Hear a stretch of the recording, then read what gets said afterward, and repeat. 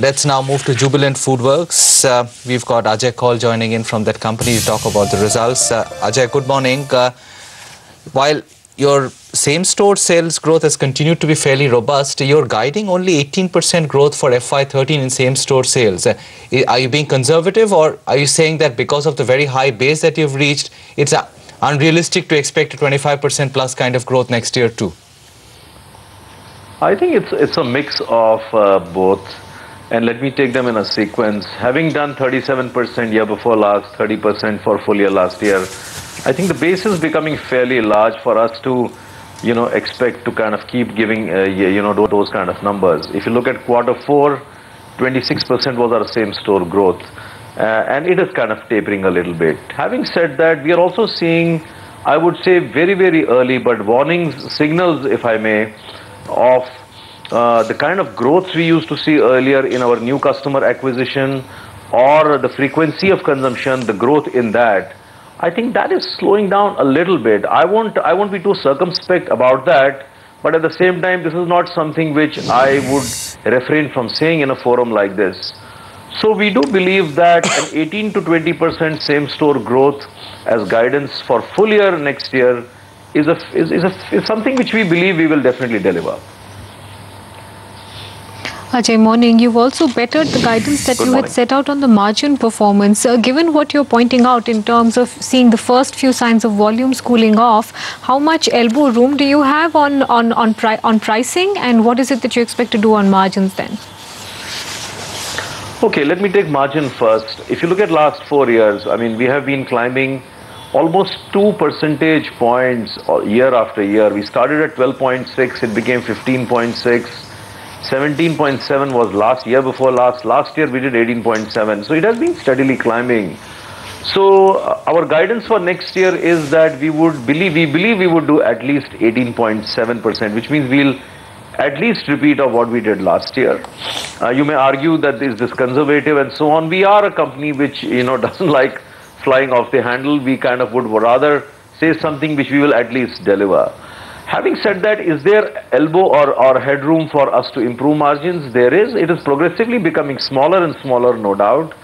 But there is some room, especially when it comes to, the SG&A, which is the G&A and our sales and marketing. We do have some headroom to kind of improve margins there. We also have some headroom, I would reckon, even in the way we operate the store operating cost. Yes, having said that, there is an issue, constant, I won't call it an issue, there's a constant pressure which comes from the food inflation side. In a country which is growing at 7%, consumption-driven economy, there will be implications on food inflation. So this is something which we believe is a part and parcel of the game, and we have to learn to live with it. Translate into price increases. I think what we tend to do is, having grown system level growth over the last 2-3 years at 50, 60, 61% was year before last.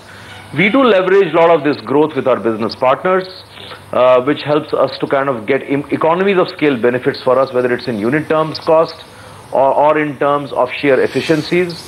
We are also one of the few companies which deploys Six Sigma in our industry in a fairly big way. So while inflation may be at level X, we end up taking nominal price increases of 2 to 3% normally in 2 tranches during the course of the year. I think that is something which may happen, or rather which will happen, but it will not be more than 5-6% during the course of full year.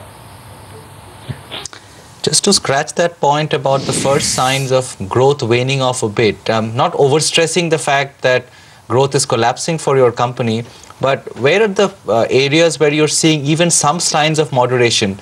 Is it in the A cities, B cities? Can you just give us a little bit of color on that? See, we have done some really intricate analysis on this, and what we see is while we have been in the A cities for a much longer duration, and in the smaller cities we have entered more in the last 3, 4, 5 years, the phenomena is there aren't statistically significant difference between the patterns that we see in the large, the medium, and let's say the tier 3, tier 4 kind of cities. But on 2 counts. One is new customer acquisition, which is more happening in the smaller cities because our penetration levels in those cities is lower. And the second one being frequency of consumption, which is your regular customers at a certain frequency at which they consume you. which is a phenomena which is more in big cities but as much relevant to smaller cities.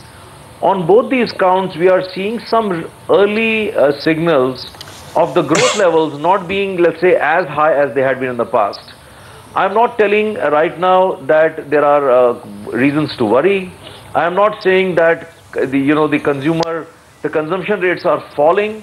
Only the growth, if they were at a certain slope, are actually becoming a bit more leaner. That's all I'm saying. Having said that, if you look at Q2 last year, we had 26% same-store growth. You may argue it's no different from Q4, and that's right.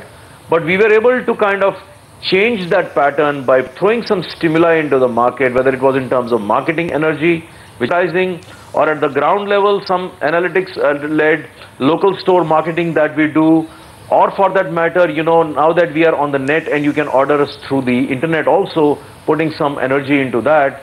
We do believe by throwing the right kind of stimuli in the market, we should be able to reverse this trend, if at all it exists.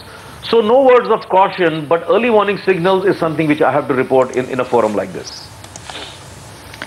Is it leading you to relook your model though, Ajay? I mean, there's been some analysis about how rent as a percentage has gone up this quarter for you. Are you guys needing to shift more to the dine-in model in some of the smaller cities rather than the delivery-based model that you've worked on successfully for many years now?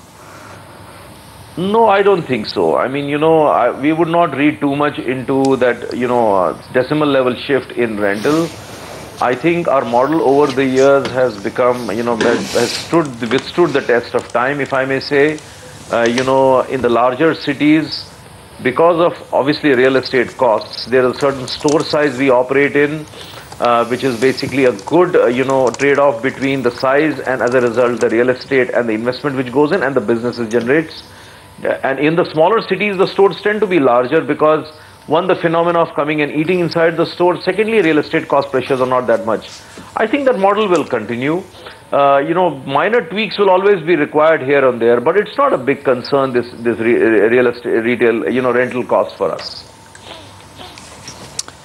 Good luck, Ajay. Have a good year. Thanks very much for taking time out for us today. That's Jubilant FoodWorks saying growth might moderate a little bit, but the base is quite high. No signs of any great worry, but maybe initial signs of a little bit of moderation in the scorching pace of growth that they've reported over the last couple of years.